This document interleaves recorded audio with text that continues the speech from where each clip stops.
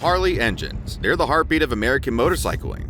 The rolling thunder that built a culture and carried generations of riders down open roads. But here's the part a lot of people don't like to admit. Not every Harley engine is a legend.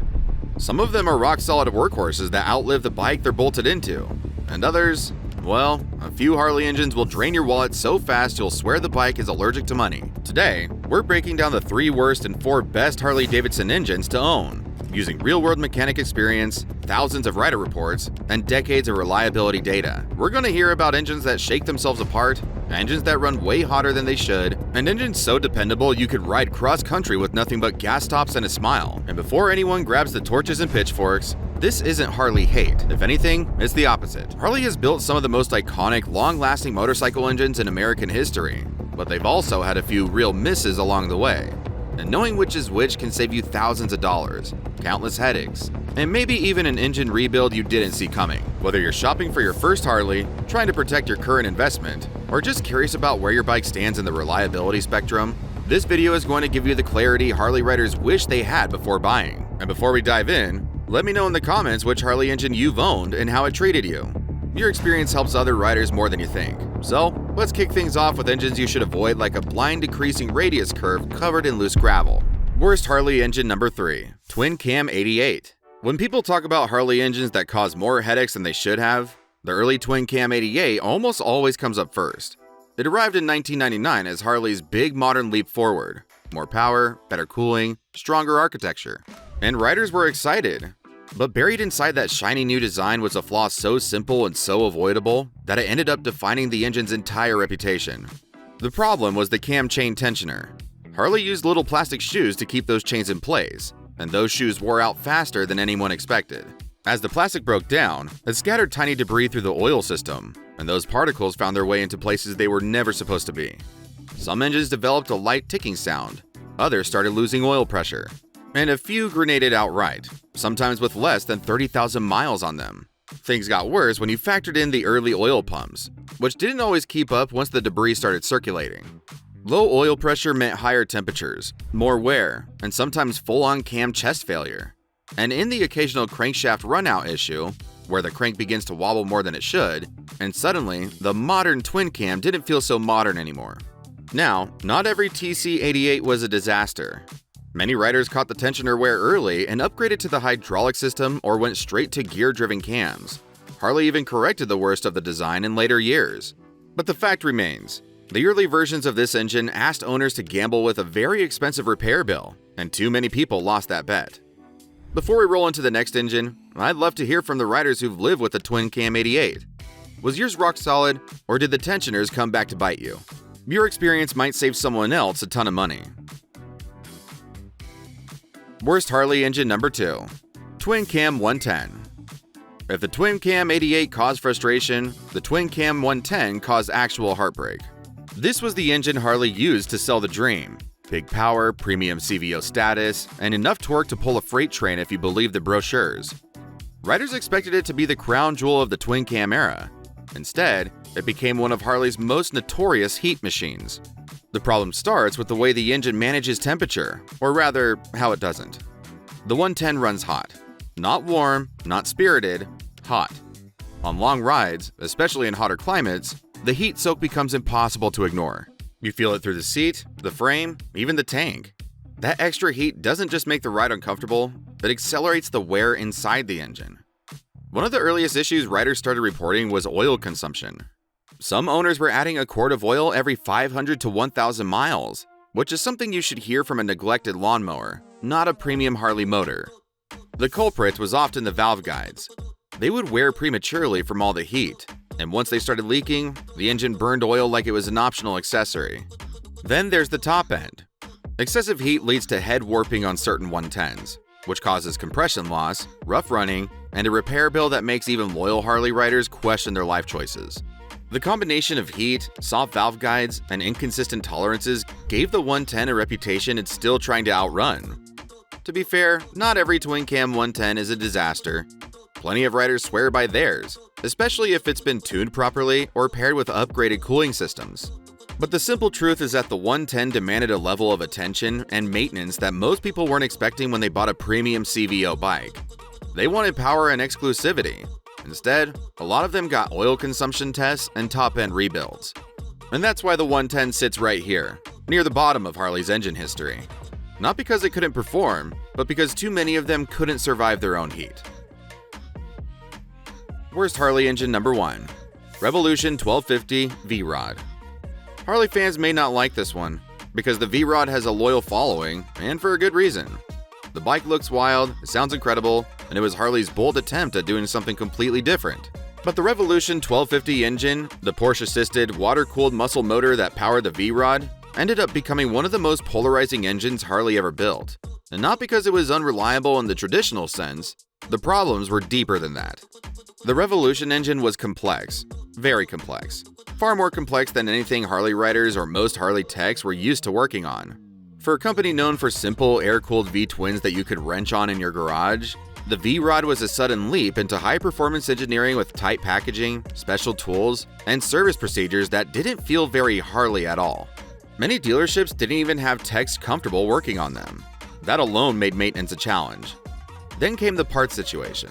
As V-Rod production slowed and eventually ended, certain components went from hard to find to you better hope someone has one in a crate.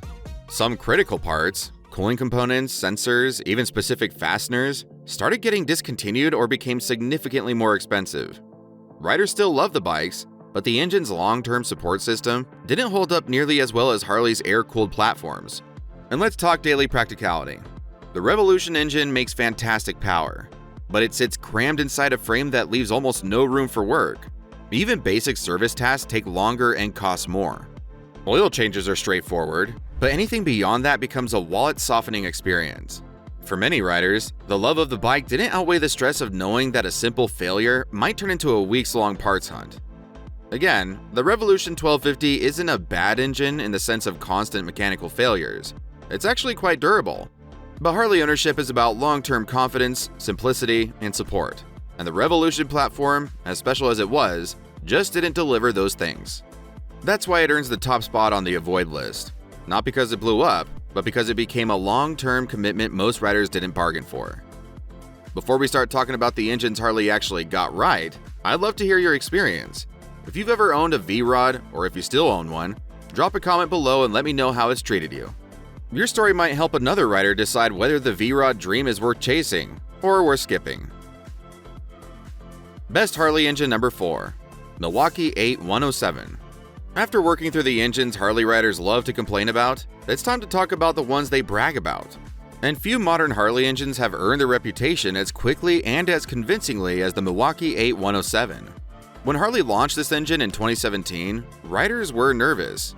It was a big shift. More modern, more refined, tighter engineering. But instead of repeating the stumbles of the early twin-cam years, Harley finally delivered the kind of modern classic everyone had been hoping for. The first thing riders noticed was the heat, or more accurately, the lack of it. The 107 runs cooler than the twin cams ever did, thanks to a much more efficient oiling system and the extra airflow from the 8-valve design. Long rides suddenly become easier, especially in warmer climates where twin cams could feel like you were sitting on a campfire. The improvement was immediate and noticeable. Then there's the smoothness. The Milwaukee 8 platform brought a new balance system that cuts down on the shake without killing the Harley feel. You still get that signature rumble at idle, but once you roll on, everything tightens up. Riders who were used to numb hands after a full day in the saddle suddenly found themselves arriving with energy left in the tank. Reliability? So far, the track record has been excellent.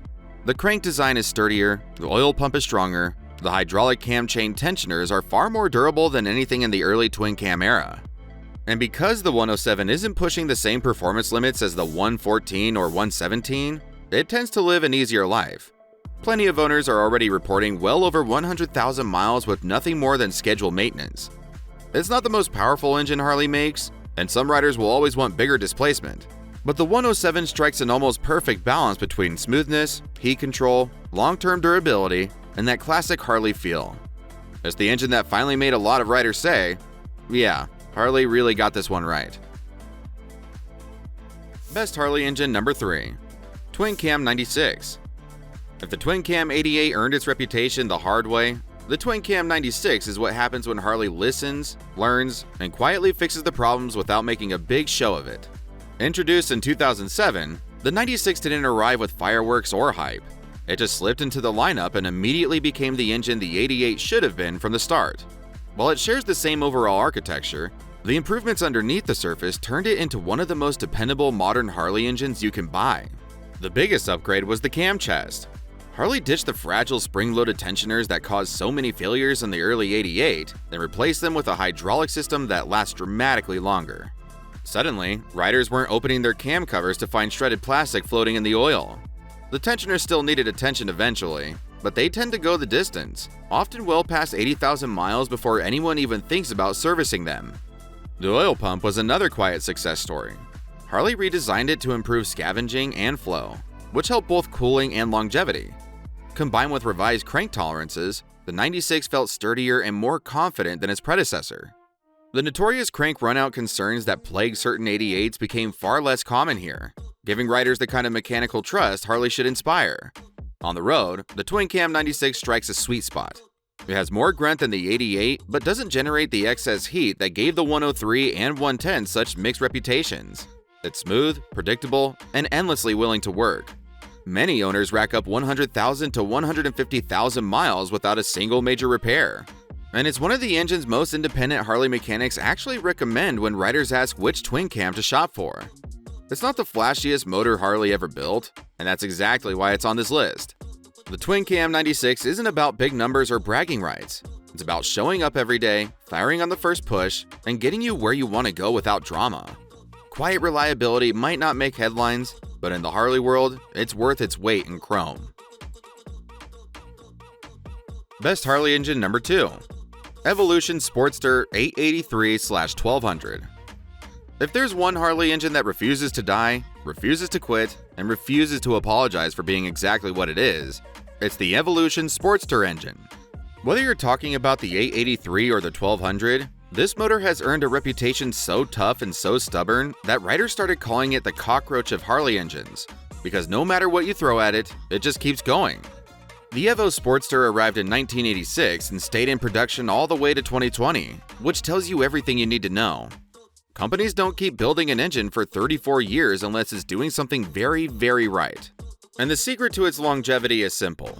It's an engine that never tried to be complicated.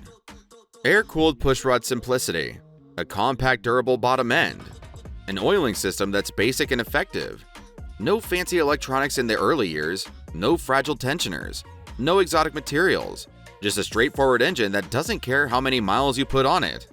The reliability stories are almost endless. There are Sportsters out there with 150,000 miles on original internals. Some couriers in Europe ran them for years as daily workhorses, racking up mileage numbers that make most twins blush. Crash it, drop it, ride it through winter salt, beat on it, commute on it, tour on it. If you keep oil in it, the Evo Sportster will almost always forgive you. It also has another advantage riders love. It's incredibly easy to work on. Want to adjust valves? You don't have to. They're hydraulic. Want to replace gaskets? Cheap and simple. Want to customize anything? Every aftermarket company in the world makes parts for it. Want to rebuild the top end?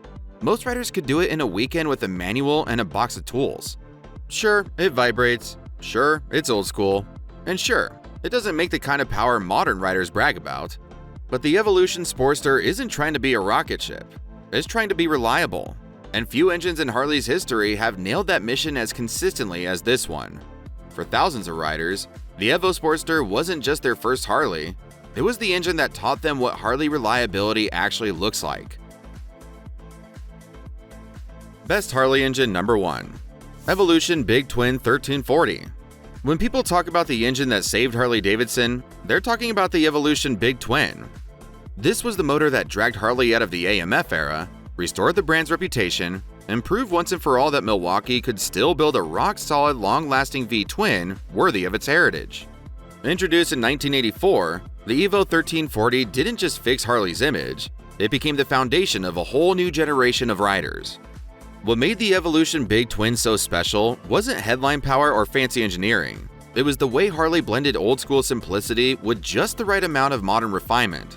The aluminum heads and cylinders helped it run cooler and resist corrosion. The bottom end was strong and dependable, and the overall design, still unmistakably Harley, was tight, clean, and incredibly durable. This was an engine built to survive real-world riding, not just look good on a showroom. The reliability stories are legendary. There are Evo big twins with 200,000, even 300,000 miles still running on original internals. Riders rode them cross-country, through blazing summers, over mountain passes, and down gravel roads without a hint of drama. And even when something did eventually need attention, the Evo was one of the easiest big twins to wrench on Harley ever made. Carburetors, simple engine systems, easy top-end access. If you had a garage, basic tools, and a willingness to learn, you could keep an Evo alive for decades. It wasn't perfect. It had its quirks, its leaks, its occasional coughing fits after a cold start, but that was part of its charm. Riders didn't just tolerate the Evo, they trusted it. You didn't worry about complex electronics, overheating issues, or modern emissions equipment strangling the life out of it. You just rode the thing, and it rewarded you with mile after mile of the most honest, old-school Harley experience you could ask for. The Evolution Big Twin isn't just a great engine, it's the engine that rebuilt a company and gave Harley the momentum it still carries today. For many riders, it's not just the best engine Harley ever made, it's the blueprint for what a Harley engine should be. So that's the rundown on the Harley engines to avoid and the ones you can trust for the long haul. If there's one takeaway, it's this. The engine you choose shapes the entire riding experience. Pick wisely, maintain it well, and your Harley will reward you with years of trouble-free miles. And if this breakdown helped you sort through the good, the bad, and the expensive, go ahead and hit that subscribe button. Thanks for watching.